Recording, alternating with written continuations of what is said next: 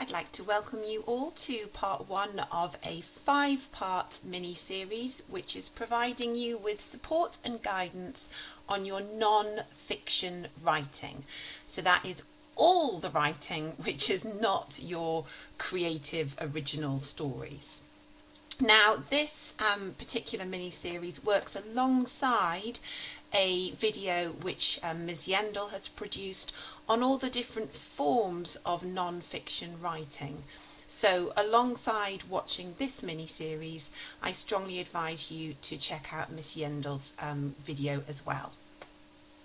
So with non-fiction writing, there are various skills that you need to demonstrate, and we're going to be working our way through these over this mini-series. So initially you need to be able to present a point of view and develop an argument, but you also need to be able to use a range of language features that help persuade your reader to your viewpoint, as well as being able to target a specific audience and, of course, to write accurately, i.e. using appropriate punctuation, paragraphing, structure, and so on. So over the 5-part series, we're going to be breaking these skills down and tackling them. In today's video, we are going to be establishing a point of view and focusing on developing 4 clear lines of argument. In our second video, we're going to be looking at developing these lines of arguments and sounding like an expert, because it's really important to be able to sound professional and intelligent and knowledgeable. The third video is going to be all about topic sentences and creating textual cohesion, so making the text stick together effectively. The fourth one is going to be looking at using a suitable register, and all that basically means is getting the tone right for your audience. Do you want to sound intelligent and clever, or friendly and approachable? Finally, we'll be looking at effective language techniques and exploring all of the different impacts of things like repetition and lists of 3. So that's what we're going to be doing, and hopefully by the end of it all you will have built up a really good understanding of non-fiction writing. So over the sessions we'll be working on smaller tasks which will help build your skills towards completing one longer piece of writing. Now, as you complete those smaller tasks, I think it would be ideal if you could take photographs of your work and send it either through Show My Homework or via email to your teacher so that they can see how you're getting on. And then obviously that final longer piece of writing that you produce, you will get some more formal feedback on. So this final task, this longer piece of writing, is going to follow the style of the AQA English Language Paper 2 Section B.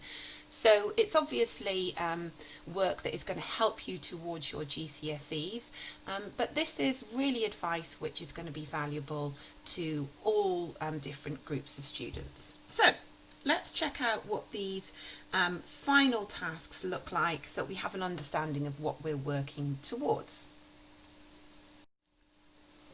Okay, so on this screen you can see there are 4 separate questions, each identified by the bullet points, and we've got a lot of colour going on, and that's because I want to show to you that actually each question follows a really similar structure, and you just need to get an understanding of that structure before we go on any further.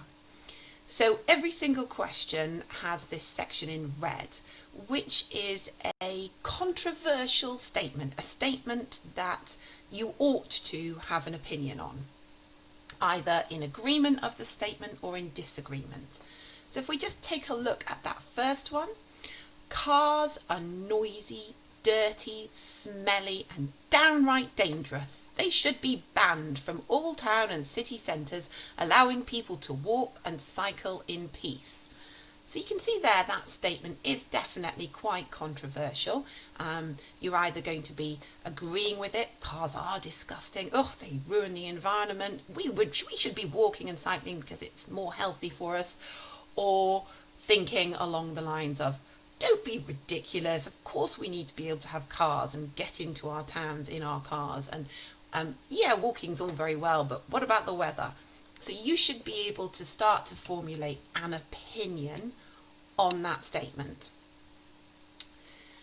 What then follows is an explanation of the form in which you are being asked to write and who you are being asked to write for.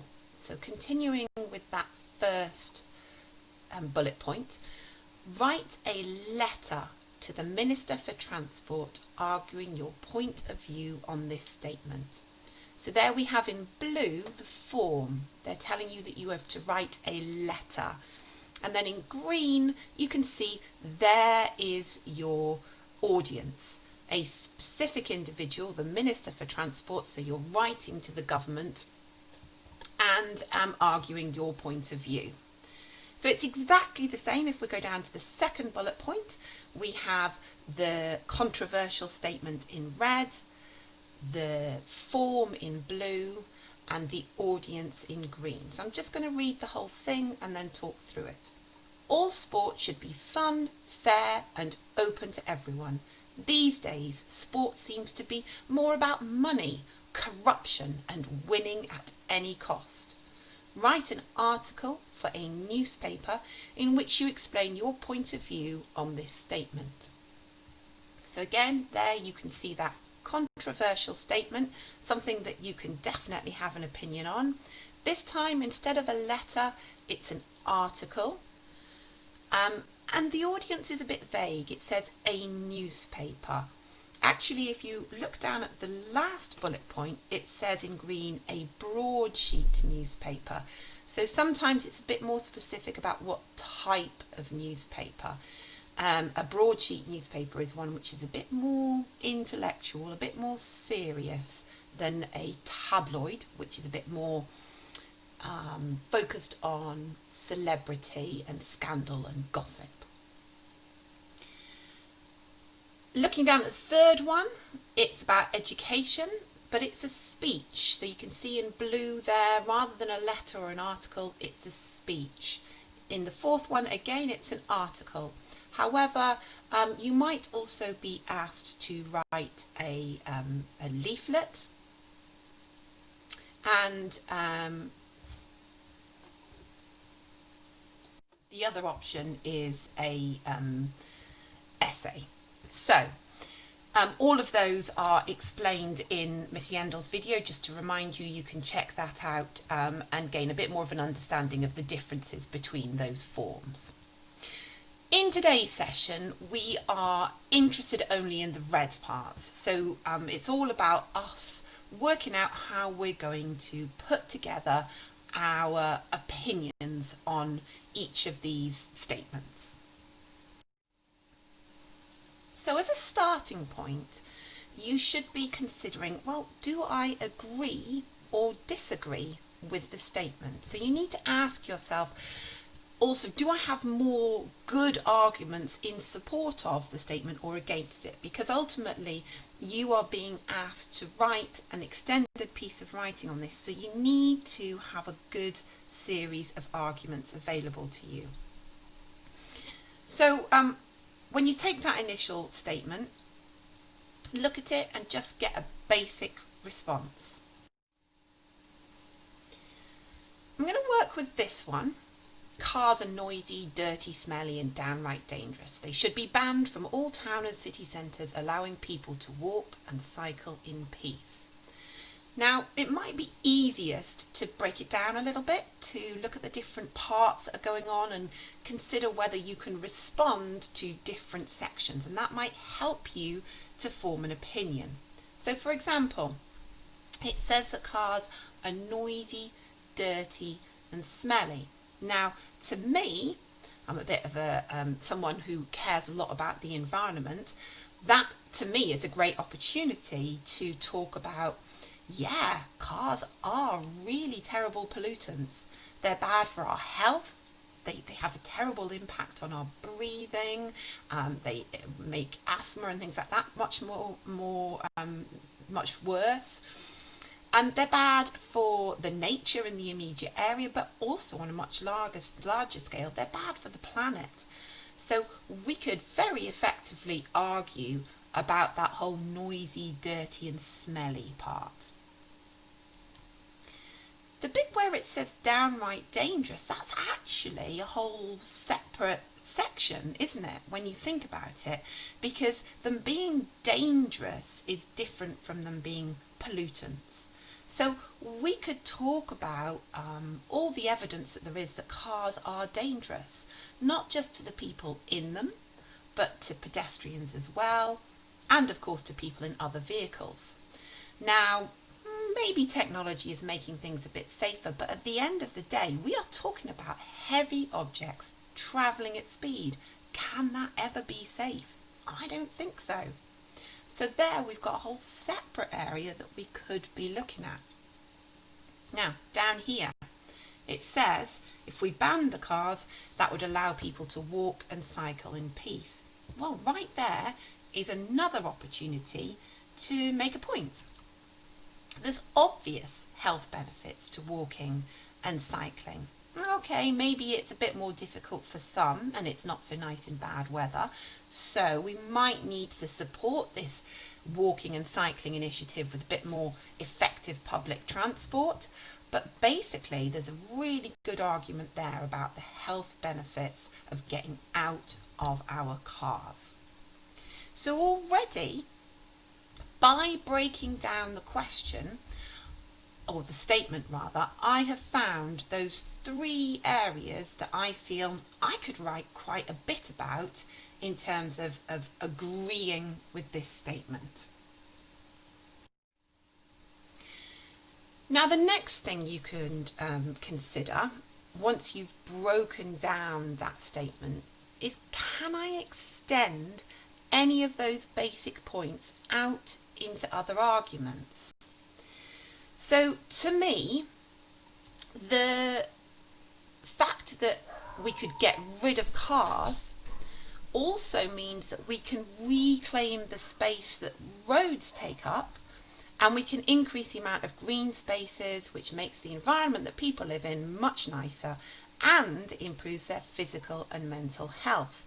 So it's not just that we're getting rid of cars, we're also reclaiming that space. Now, we could take that argument even further, because some of you may be aware that having lots of roads and very few green spaces in towns actually increases the dangers of flooding. So by reducing the roads and increasing the amount of trees and green spaces, we also reduce the risk of flash flooding, because more rain is actually absorbed back into the land rather than rushing down the roads. So there's an example of how I've taken the idea of getting rid of the cars and I've thought, well, what are the consequences of getting rid of cars? What are the benefits then in a wider sense? Oh, we get rid of roads, we can increase green spaces, and the knock-on effects are then really important. So you can see there what I did was I broke down the statement, and now I've extended some of those points and thought about them in a bit more detail. So that's an approach that I'd like you to try and take. Now, sometimes students turn around to me and they say, well, I don't have an opinion on this. I can't think of any arguments. So the next little bit is trying to help those students who are maybe feeling a bit like that. They've read those statements and they thought, I don't really know. So my first comment is you don't have to believe everything you write. You just have to make it sound convincing. So even if you don't have strong views one way or another, just use your logic and your sense to build up points and make an argument which is convincing. You don't have to really believe it, you just have to make other people believe it.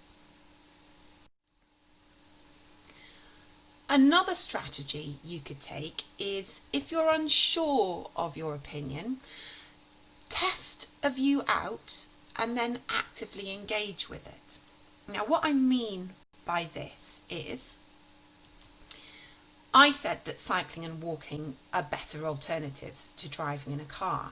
And some of you might have thought, oh, I hate cycling and walking. That might have been your gut reaction to that viewpoint.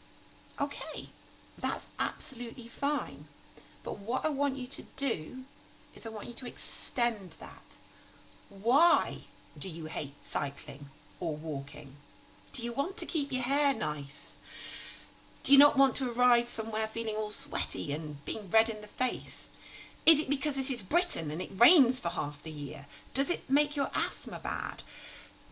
All of these personal reactions are actually the beginnings of good arguments that just need a bit of tweaking to take them from that personal viewpoint into a valid argument that considers the needs of the majority.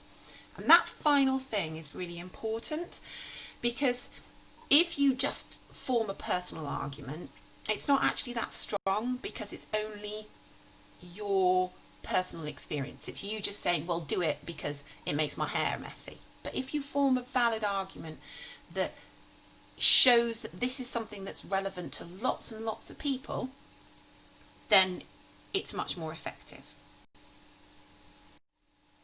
So I'm going to just work with that idea and model to you how you can turn it from the personal into that much more broad, effective argument.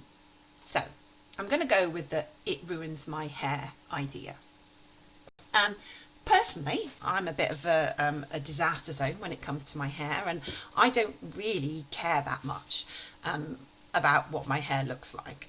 However, I have seen plenty of people dashing around the school with their school bags over their heads because it's raining a little bit, and they've spent ages on their hair and they really don't want it to get ruined. So I've noticed that in other people, and I've taken that idea and I'm going to run with it. I feel that I could actually argue in favour of cars just based on that simple observation. So how can I turn that from a simple idea of hair into a bigger point? Okay, it's not just about hair, is it? It's about presentation, and sometimes how you appear is really important. Job interviews, dates, all sorts of things. There's lots of reasons why presentation, physical presentation is relevant. So this is what I then developed. I'm going to read this out and you're going to consider how I've gone from "it ruins my hair" to this.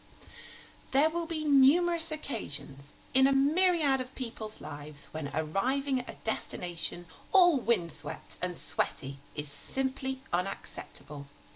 From the crucial job interview to the first date at a posh restaurant, the flyaway hair and rosy cheeks created from a brisk walk or cycle are simply a huge no-no.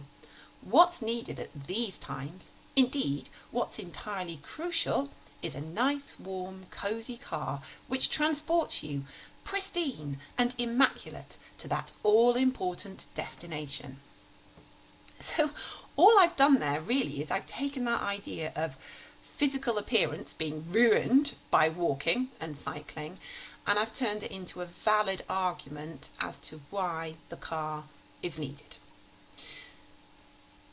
So hopefully that gives you a sense of how you can take that initial gut reaction to a statement and turn it into a valid argument. I also want to draw your attention to some long-term strategies that you can work on to improve your ability to form arguments, because there are lots of students who do find this quite challenging. This is something you need to be working on, just constantly ticking away at. And actually, the easiest way to do this is to read more, to listen to more, and to watch more. So All the time across the news and across social media, people are sharing their views and they're forming opinions and they're presenting arguments. There's documentaries and there's podcasts and there's comment pieces and there's articles literally everywhere. So what I'd really like you to be starting to do is to engage a little bit more with all of this, all of these different things, so that you become more informed, and as a result will be more capable of putting together your own coherent and well developed point of view. And actually, the second activity that I'm going to be asking you to do in a moment is really designed to help with that long-term strategy. So this is activity number 1. I'd like you to take each of the statements below. So we've got 3 more from that page a few slides ago. And I'd like you to do the same thing as what I did with the one about cars. And I'd like you to try and develop at least 4 arguments using that break it down and extend it method that I've demonstrated. So when you, in a moment, pause this video, you just need to take each of those statements, write them down, underneath identify 4 key arguments, take a photograph and send it to your teacher. Okay, if you'd just like to pause the video and do that now, that would be great. Okay, this is activity 2. So I have taken 2 different broad topics which I think are the kind of things that might come up in exams, and have been coming up a lot on social media recently. So the first one is fast fashion, and the second one, very, very big at the moment, is the Black Lives Matter campaign, so looking at the whole idea of racism. Now, I have provided for you some links to both articles, to magazines, to YouTube videos, to Instagram, and they're all varying in their complexity. Some of them are really quite straightforward and others are quite challenging. So starting with my links, I'd like you to conduct your own research into these 2 topics. Reading around them, trying to challenge yourself a little bit. So yes, maybe go with the easier ones to start off with. So where, for example, I've written straightforward or accessible, those ones are more easy starting points. And then work your way into the harder ones and just challenge yourself. Look at the language, and if you're not sure what something means, talk to somebody else, do a little bit of research, find out so that you're actually pushing your understanding. And then I want you to end up with at least 4 lines of argument for each of these. That's quite a lot of work, so if you're struggling, just take one, take either fast fashion or racism, and spend the time on just one. So what you will end up with is some research, maybe some notes that you've taken as a result of that research, and then you'll have boiled it down into your 4 lines of argument. And again, if you could take a picture of those and send it to your teachers, that would be perfect.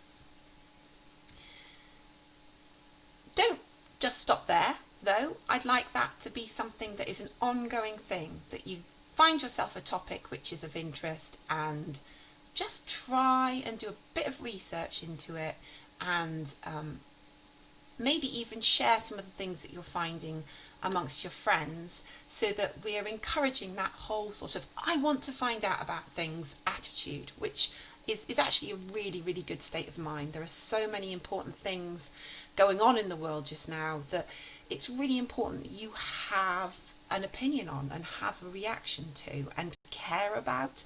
So hopefully some of this research will encourage you to be a bit more actively engaged in lots of different topics which are of interest to the world right now. Okay, I hope that you have found this valuable and that you will go on to the second video in the series and hear a little bit more. Thanks very much for listening.